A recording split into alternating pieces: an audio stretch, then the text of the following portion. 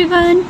तो चलो हम लोग डिसऑर्डर एक, ठीक है, ह्यूमन फिजियो का डिसऑर्डर एक बार देख लेते हैं क्योंकि नीट में इससे क्वेश्चन तुम्हारा पूछता है।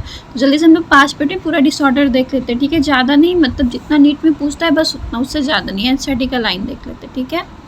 तो चलो पहले डाइजेस्टिव सिस्टम का देखते हैं, ठीक है, क्या बोल रहा है तुम्हारा।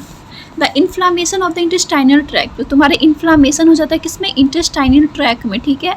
The most common element due to bacterial, तो किसके कारण होता है, कुछ तुम्हारा कॉमन एलिमेंट, जैसे तुम्हारा बैक्टीरिया के कारण हो सकता है, वायरल इन्फेक्शन के कारण हो सकता है, ठीक है।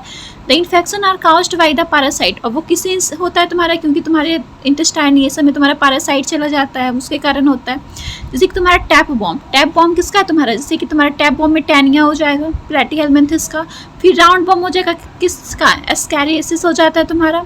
थ्रेड बॉम्ब हो जाता है तुम्हारा, हुक होगा, बॉम्ब होगा, पिन बॉम्ब होगा। ये सब तुम लोग को याद रखना है, ठीक है, किससे किससे तुम्हारा होता है। फिर सबसे पहले हम लोग देखते हैं ह्यूमन फिजियो का डिसऑर्डर डाइजेस्टिव सिस्टम का, जॉन्डिस बहुत सुने हम लोग कि जॉन्डिस क्या है तुम्हारा। तो देखो क्या है, सबसे पहला पॉइंट लीवर इफेक्ट होता है तुम्हारा जॉन्डिस में। दूसरा पॉइंट क्या है तुम्हारा, स्किन और आइज येलो हो जाता है, किसके कारण, deposition of bile pigment bilirubin, biliverdin, इसके कारण क्या होता है, डिपोजिशन हो रहा है। क्यों डिपोजिशन होता है, क्योंकि तुम्हारा जो हेपेटिक डक्ट होता है उसका क्या होता है, ब्लॉकेज हो जाता है, ठीक है। तो blockage because blockage of hepatic duct, याद रखना है, ठीक है। जॉन्डिस हो गया तुम्हारा।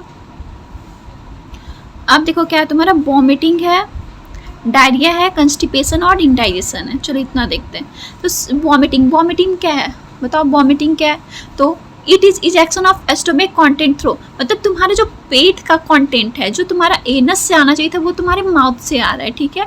दिस रिफ्लेक्स एक्शन, ये तुम्हारा रिफ्लेक्स एक्शन हो गया कि एनस से जो आना चाहिए था वो कहाँ से आ रहा है, तुम्हारा माउथ से आ रहा है, रिफ्लेक्स एक्शन हो रहा है।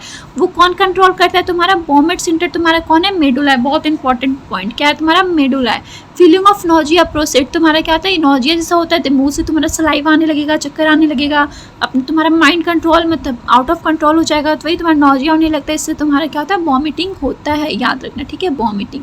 और इसको हम लोग इंसेसिस रिफ्लेक्स बोलते हैं। तुम्हारे रिफ्लेक्स के बारे में बोला ना, इसको हम लोग क्या बोलते हैं, इंसेसिस रिफ्लेक्स बोलते हैं, ठीक है, याद रखना, ओके। चलो अब देखो क्या है तुम्हारा, डायरिया, कंस्टिपेशन। तो डायरिया देखो क्या है, diarrhoea abnormal frequency of vowel movement, मतलब कि एबनॉर्मल हो जाता है तुम्हारा जो वॉल मूवमेंट हो रहा है तुम्हारा, कि कब तुमको वॉशरूम जाना है, कब क्या करना है, वो एबनॉर्मल, मतलब कि तुम्हारा वो पागल हो गया, एबनॉर्मल हो गया, ठीक है, पागल हो गया, ठीक है। एंड इंक्रीज लिक्विडिटी, और इसके कारण तुम्हारा फीकल डिस्चार्ज होता है, फीकल होता है, उसमें लिक्विडिटी का इंक्रीजमेंट ज़्यादा हो जाता है। इसी को हम लोग क्या होता है, डायरिया बोलते हैं। इट रिड्यूस, ये क्या करते हैं तुम्हारा फूड का एब्जॉर्प्शन को क्या करते हैं, रिड्यूस करता है। क्यों, क्योंकि कभी कभी डायरिया में जब इतना तुम्हारा ज़्यादा फीकल डिस्चार्ज हो रहा था, तुम्हारे इंटेस्टाइन का विलाई को भी वो डैमेज कर देता है, ठीक है, जिसके कारण फूड का एब्जॉर्प्शन अच्छे से नहीं हो पाता है। याद रखना, हम लोग डायरिया में क्या लेते हैं, ORS लेते हैं, जिसके कारण होता है तुम्हारा डायरिया। विब्रियो कॉलरा के कारण होता है ये वाटर बॉर्न डिजीज है, याद रखना, ठीक है।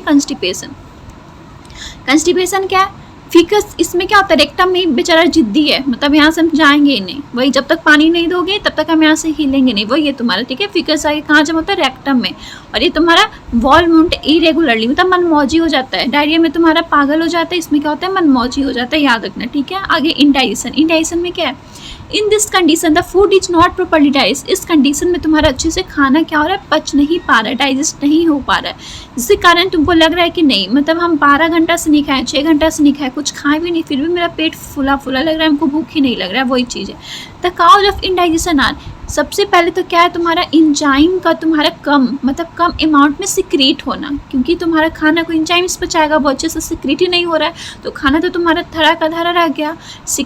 एंजाइटी के कारण भी हो सकता है, टेंशन के कारण भी हो सकता है, फूड पॉइजनिंग भी हो सकता है, बाहरी खाना खा के ज़्यादा खा लिए, पार्टी में गए बहुत अच्छा खाना है, ज़्यादा खा लिया, उसके कारण भी हो सकता है, और स्पाइसी फूड उसके कारण भी हो सकता है इंडाइजेशन तुम्हारा, ठीक है। चलो अब देखते हैं डिसऑर्डर ऑफ रिस्पिरेटरी सिस्टम तुम्हारा, उसमें हम लोग को बस याद रखने की इसका jaundice, vomiting, diarrhoea, constipation, indigestion. Match the following में आ सकता है, MBBS सर्सन रीजन में दे दे, तुम्हारा स्टेटमेंट में दे दे, बस याद रखना है, ठीक है। 1-2 तो पक्का रहेगा तुम्हारा ह्यूमन डिसऑर्डर से क्वेश्चन तुम्हारा आता है। पहले देखते हैं अस्थमा। अस्थमा क्या है, difficulty in breathing causing wheezing due to inflammation. तो अस्थमा में सबसे पहले तो तुम्हारा डिफिकल्ट सांस लेने में दिक्कत होता है, विफिंग होने लगता है, किसके कारण, तो ब्रोंक्यूल्स में इन्फ्लामेशन होता है, मैथ्स फॉलोइंग में आएगा, लिखा रहेगा inflammation of bronchi and bronchioles, तो क्या लगाना है, अस्थमा लगाना है, ठीक है। फिर आता है इम्फाइसेमा। इम्फाइसेमा तुम्हारा क्या क्रॉनिक डिसऑर्डर है।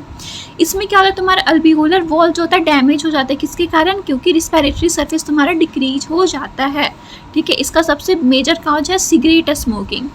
समझ में आ रहा है क्या, सिगरेट, जो सिगरेट पीता है, ठीक है, वही बिल्कुल याद रखना, ठीक है। कि हम लोग इम्फाइसेमा कैसे ठीक करते हैं, अल्फा-1 एंटीट्रेप्सिन से, अल्फा-1 एंटीट्रेप्सिन से करते हैं। ये तुम्हारा बायोटेक में पढ़ना, याद रखना। फिर तुम्हारा एक last occupational respiratory disorder. Occupational respiratory disorder में क्या होता है, इन सर्टेन इंडस्ट्री, मतलब बहुत सारा देखो इंडस्ट्री होता है, जैसे कि ग्रिंडिंग वाला, स्टोन ब्रेकिंग वाला, तो उसमें क्या होता है, बहुत ज़्यादा डस्ट तुम्हारा प्रोड्यूस होता है। तो हम लोग अपने आप को बचाने के लिए, ठीक है, फुली कॉप द सिचुएशन, हम लोग को मतलब सिचुएशन को संभालना पड़ेगा। तो अगर हम लोग बहुत देर से उस काम कर रहे हैं, ठीक है, तो इन्फ्लामेशन क्या होता है, फिब्रोसिस हो सकता है, ठीक है। मतलब हम ना मास्क लगाए ना कुछ लगा, बहुत देर से हम लोग पत्थर को क्या करें, काट रहे हैं, तो उसका तो डस्ट पार्टिकल हमारे अंदर जाएगा ही, तो हमारे इन्फ्लामेशन तो करेगा, फिब्रोसिस हो जाता है। फिब्रोसिस मतलब प्रोलिफरेशन ऑफ फाइब्रस टिश्यू, समझ में आया क्या। एंड काउज सीरियस, और बहुत ज़्यादा सीरियस तुम्हारे लंग्स डैमेज भी हो सकता है। तो वर्कर को हमेशा इंडस्ट्री में प्रोटेक्टिव मास्क क्या करना चाहिए, यूज करना चाहिए, बहुत इंपॉर्टेंट। अब देखो सर्कुलेटरी सिस्टम का हम लोग पढ़ते हैं। हम लोग पढ़े हैं हाई ब्लड प्रेशर के कारण, इसको हम लोग बोलते हैं हाइपर टेंशन। हाई मतलब हाइपर, कम मतलब हाइपो, ठीक है, याद रखना। हाइपर टेंशन मतलब टेंशन बहुत ज़्यादा, हाइपर हो गया, हाई ब्लड प्रेशर हो गया। तो hyper tension is the term of blood pressure, क्या है, तुम्हारा ब्लड प्रेशर का एक टर्म है।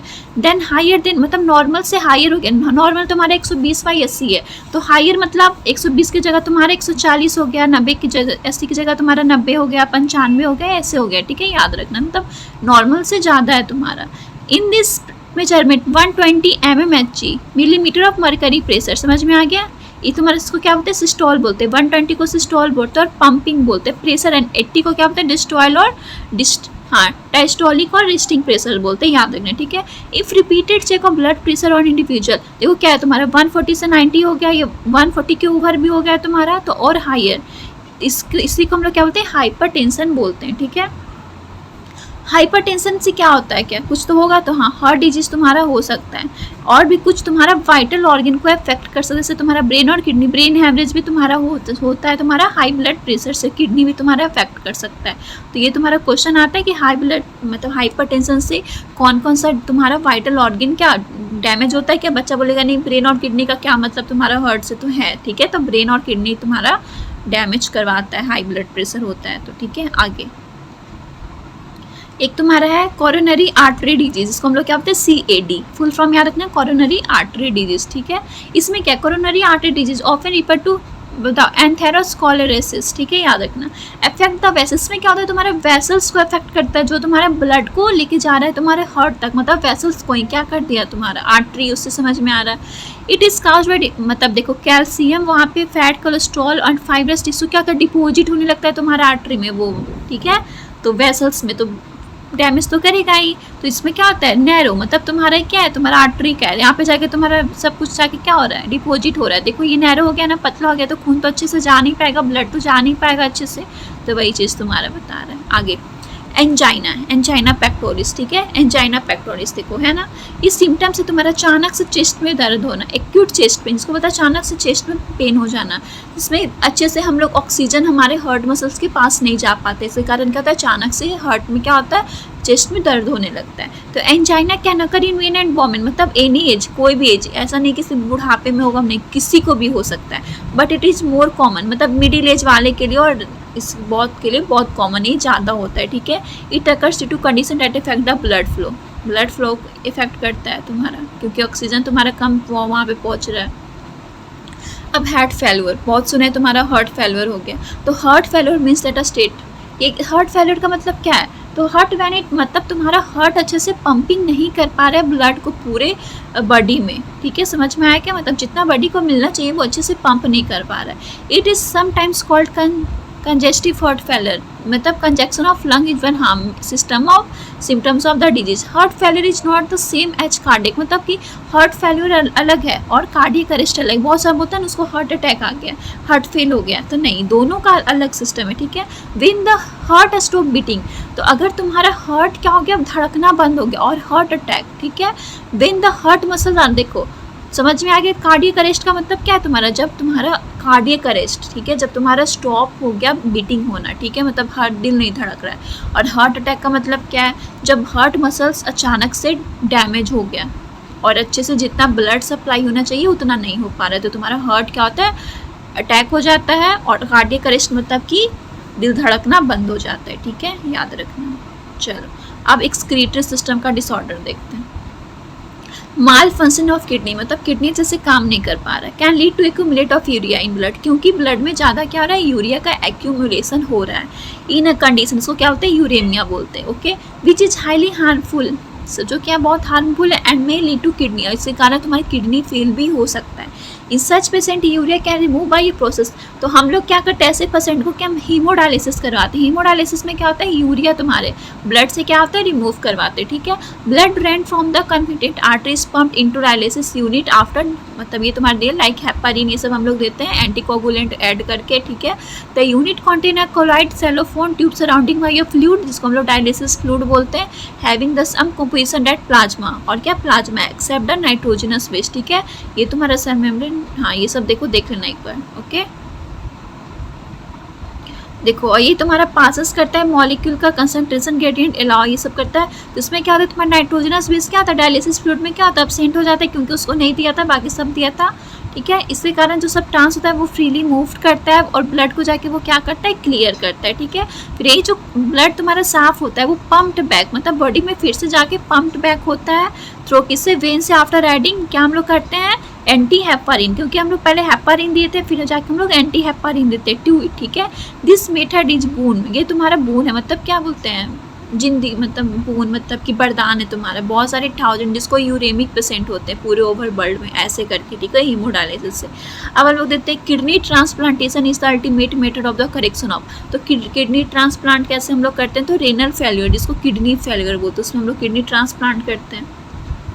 अब functioning kidney is use to transplantation from a donor, कहाँ से, डोनर से लेते हैं किडनी।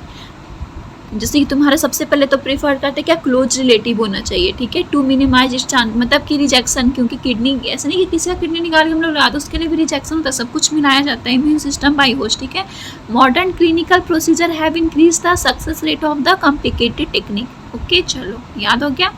अब लास्ट तुम्हारा देखो रेनल कैलकुली। रेनल कैलकुली में क्या होता है, स्टोन और insoluble mass of crystallised salt oxidated C form, मतलब किडनी में स्टोन हो, ये सब हो गया, समझिए, तो सबको पता है। अब देखो ग्लोमेरुलर नेफ्राइटिस, मतलब इन्फ्लामेशन हो गया तुम्हारा ग्लोमेरुली ऑफ किडनी में, ओके। चलो अब हम लोग देखते हैं डिसऑर्डर ऑफ मसल्स और स्केलेटल्स, इसमें आता है क्वेश्चन मैच द फॉलोइंग में, ठीक है।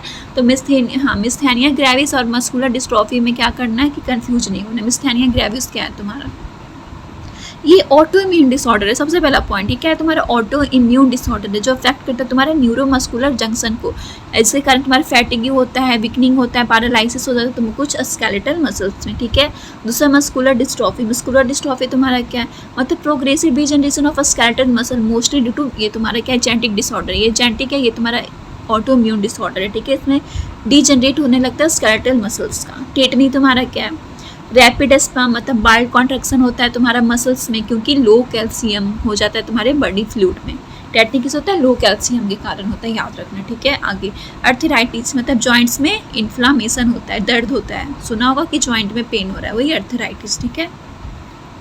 ऑस्टियोपोरोसिस क्या है, ये एज रिलेटेड डिसऑर्डर है, ठीक है। इसमें क्या होता है, ऑस्टियोपेरिसिस में डिक्रीज्ड बोन मास, मतलब बोन का जो होता है मास वो क्या होता है, डिक्रीज होने लगता है, और इंक्रीज, और इसका चांस ऑफ फ्रैक्चर क्या होता है, इंक्रीज होने लगता है, क्योंकि decrease level of oestrogen in common cause, मतलब सबसे कॉमन काउज है कि उसमें क्या हो रहा है, एस्ट्रोजन का लेवल क्या हो रहा है, डैमेज हो जा रहा है, ठीक है। ऑस्टियोपेरिसिस देखते हैं बहुत सारे मम्मी लोगों को क्या होता है, रीढ़ का हड्डी में दर्द होता है, वही तुम्हारा होता है। जितना भी हमारा बोन बना है कैल्शियम का, ठीक है, वो कैल्शियम ताकि सब ब्लड में डिपोजिट होता है। तो देखो जैसे ही ब्लड में डिपोजिट होता है तो हमारा बोन क्या होता है, खोखला होने लगता है, और चांस ऑफ फ्रैक्चर ज़्यादा बढ़ जाता है, यही सब, ठीक है। दर्द होने लगता है, वही है तुम्हारा। फिर देखो गाउट। गाउट क्या है तुम्हारा, inflammation of joints due to accumulation of uric acid crystal, ठीक है, याद रखना। जाके क्या होता है जॉइंट में यूरिक एसिड क्रिस्टल का क्या होता है, एक्यूमुलेट होने लगता है। ये तुम्हारा ह्यूमन डिसऑर्डर है, 1 से 2 क्वेश्चन पक्का आएगा, इससे बाहर आएगा नहीं। एक बार अच्छे से इसको देख लेना, ठीक है, तुम लोग का रिवाइज होगा। All the best Babu, thank you so much. सबको अच्छे से पढ़ाई करो, अच्छे से एग्जाम देके, ऑल द बेस्ट सबको, बाय, टेक केयर बाबू।